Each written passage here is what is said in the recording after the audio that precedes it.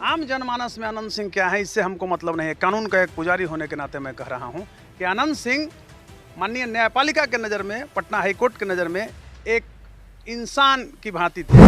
और लिपि सिंह ने तमाम थाने की पुलिस को, ये तो फैब्रिकेटेड एफआईआर था। मैं आपको बता रहा हूं कि जो पिता थे आरसीपी एक बहुत बड़ा टैक्स वसूलते थे।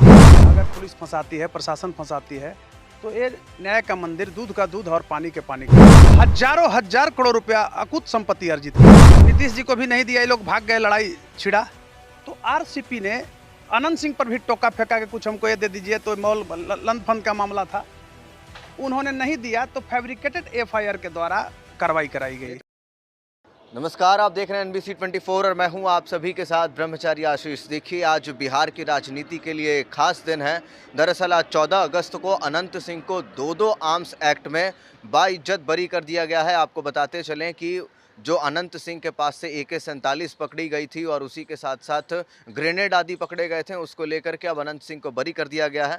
आज नहीं तो कल वो जो है जेल से बाहर आ जाएंगे। ऐसे में हमारे साथ वरिष्ठ अधिवक्ता कौशलेंद्र नारायण जुड़ रहे हैं, नेशन फर्स्ट डेमोक्रेटिक पार्टी के प्रेसिडेंट भी हैं। उनसे जुड़ेंगे, बातचीत करेंगे कि ऐसे जब कहीं ना कहीं बातचीत आती है तो उन क्या लगता है। कौशलेंद्र जी, जिस तरीके से अनंत सिंह को आज दो आर्म्स एक्ट में बाइज्जत बरी किया गया, कैसे देखते हैं इसको? धन्यवाद कि सर्वप्रथम आपने इस समसामयिक मुद्दे पर मेरा विचार आम जनमानस में ले जाने के लिए आए हैं।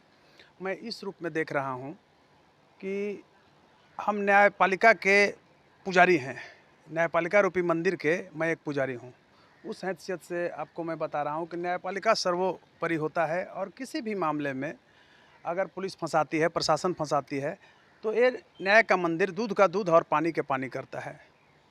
अनंत सिंह ही नहीं, कोई भी व्यक्ति को गलत तरीके से अगर फंसाती है, आपको बताना चाहूँगा आम जनमानस के बीच आपके चैनल के माध्यम से कि अनंत सिंह के बारे में मैं जानता हूँ, लेकिन आज तक अनंत सिंह से मिला कभी नहीं हूँ, कोई मेरा परिचय भी नहीं है।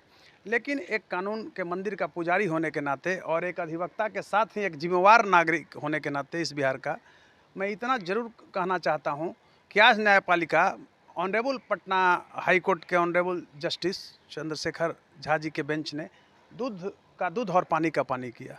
क्योंकि अनंत सिंह को जिस मामले में, अनंत सिंह क्या है इस पर मेरा टिप्पणी नहीं है, अनंत सिंह को जिस मामले में AK-47 मामले में और बुलेट प्रूफ जैकेट मामले में फंसाया गया था, 389 जो FIR नंबर था 19 का, उसमें बाढ़ थाने का, उसमें फंसाया गया था, वह सफ़ेद पोस्ट झूठ और गलत मामला था। इंसास राइफल में सचिवालय थाने में भी एक केस दर्ज था, उसको भी आज नहीं दफा कर हाँ, वो भी कर दिया गया है। लेकिन मैं आता हूँ जो उससे लेटेस्ट जो केस है, तो मैं आपको बताना चाहूँगा कि जिस अनंत सिंह जी ने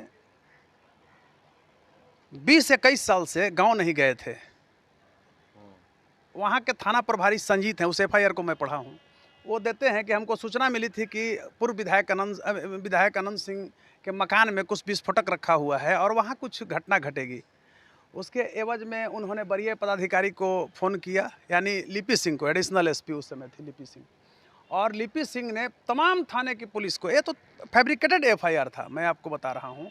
और जो AK-47 है वो क्या है, उसको भी फैब्रिकेटेड कहिए, डुप्लीकेट AK-47, बहुत सा पार्ट्स उसका सही नहीं है। लेकिन कानून तो अंधा है। उस समय जो पावर मिला हुआ है थाना प्रभारी को, पावर का उसने दुरुपयोग किया और अनंत सिंह पर FIR कराया। अनंत सिंह आज इतने दिन से विधायकी चली गई थी। आपने एक बात कही कौशलेंद्र जी, अनंत सिंह जिस मामले में गए, उससे पहले आपने बोला अनंत सिंह क्या है वो छोड़ दिए। चलिए पहले तो आप दर्शकों को यही बता दीजिए कि अनंत सिंह क्या है। कानून के नज़र में अनंत सिंह आज पटना हाईकोर्ट के, ऑनरेबल पटना हाईकोर्ट के नज़र में एक इंसान व्यक्ति जिसको झूठे मुकदमे में फंसाया गया था। कानून के नज़र में आम जनमानस में अनंत सिंह क्या है इससे हमको मतलब नहीं है। कानून का एक पुजारी होने के नाते मैं कह रहा हूं कि अनंत सिंह माननीय न्यायपालिका के नज़र में, पटना हाईकोर्ट के नज़र में एक इंसान की भांति थे, बेगुनाह, जिसको पुलिस प्रशासन खासकर लिपि सिंह ने, देखिए मामला क्या था ना कि लिपि सिंह के जो पिता थे आरसीपी एक बहुत बड़ा टैक्स वसूलते थे बिहार में। ये सब तो क्राइम डेवलप किया है ना। लिपि सिंह का फादर आरसीपी रामचंद्र प्रसाद सिन्हा जो थे, का आप जानते हैं कि नीतीश जी से बहुत करीबी थी। इन्होंने हजारों हजार करोड़ रुपया अकुत संपत्ति अर्जित किया है। उसमें नीतीश जी को भी नहीं दिया, ये लोग भाग गए, लड़ाई छिड़ा।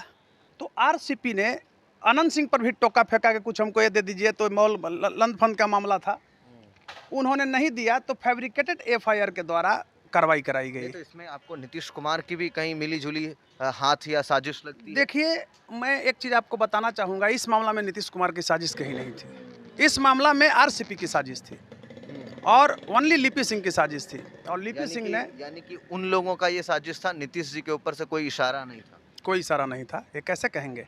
और जिस तरह से थाना प्रभारी ने, बाढ़ के थाना प्रभारी ने एफआईआर लिखा है, आपको एफआईआर पढ़ने के बाद ही लगेगा कि ये फैब्रिकेटेड एफआईआर है। तो आपको मैं एक चीज़ बताना चाहता हूँ कि यह अपील था, यहाँ सज़ा तो उनको हो ही गया था 10 वर्ष।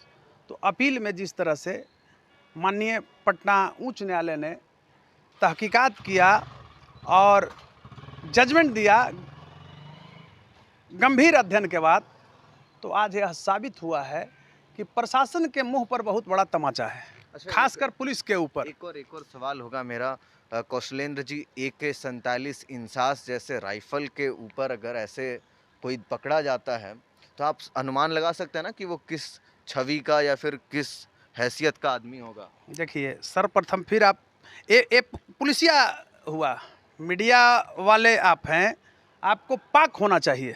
मैं स्पष्ट रूप से कह रहा हूँ, आप उसी के लिए आए भी हैं। नहीं, पाक तो है ही। मैं आप ही की बात कर रहा हूँ, आपकी पक्ष की बात मैं कर रहा हूँ। तो आप पब्लिक को बताइए कि उनके यहाँ सबसे पहले पकड़ाया नहीं है, पकड़ाएगा तब ना। फैब्रिकेटेड है। आप एक चीज बताइए, पुरुलिया में कितना AK-47 गिराया गया था? पुरुलिया में गिराया गया था ना, अब पूर्णिया के थ्रू आया। और जितना बिहार के लोग थे उसमें बड़े बड़े राजनेता भी शामिल थे, AK-47 अपराधी भी थे। आज तक उसका तहकीकात हो पाया?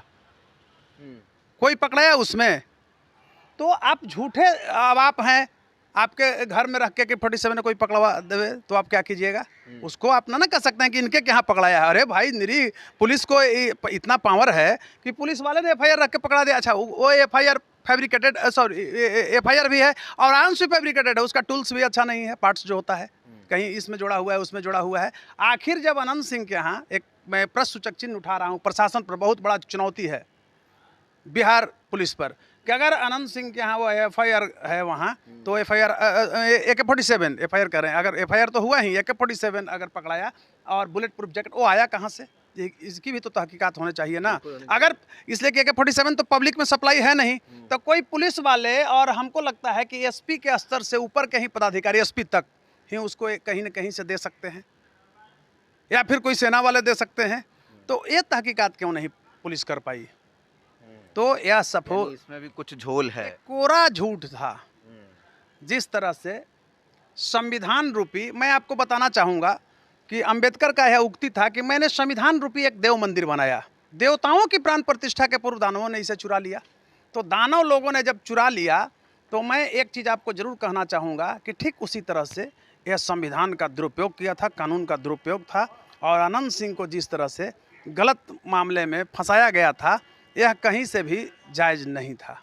यह अमानवीयता, क्रूरता तथा पाशविकता का नग्न प्रदर्शन था।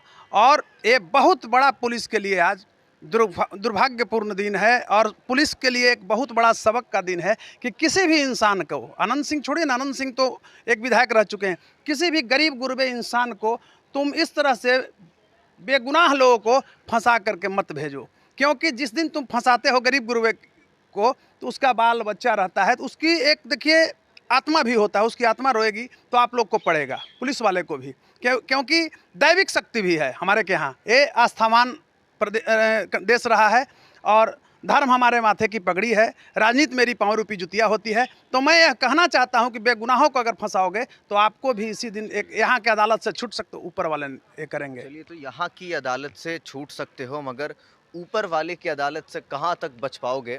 सीधा सीधा कह रहे थे कौशलेंद्र नारायण, प्रशासन के ऊपर एक बड़ा तमाचा इसलिए क्योंकि अब अनंत सिंह को जो भी ये तमाम इल्ज़ाम जो उनके ऊपर लग रहे थे उसमें बाइज्जत बरी किया गया, यानी कि ये पूरा केस एक फैब्रिकेटेड ऐसा करार दिया गया। तो ऐसे में क्या कुछ होगा, पूरी जानकारी पहुंचाएंगे आपको। इस वक्त की बड़ी खबर यही है कि अनंत सिंह जल्द ही जेल से बाहर आ सकते हैं। बाकी के अपडेट्स के लिए बने रहिए NBC 24 पर। कैमरा पर्सन विकास के साथ ब्रह्मचारी आशीष, NBC 24 पटना।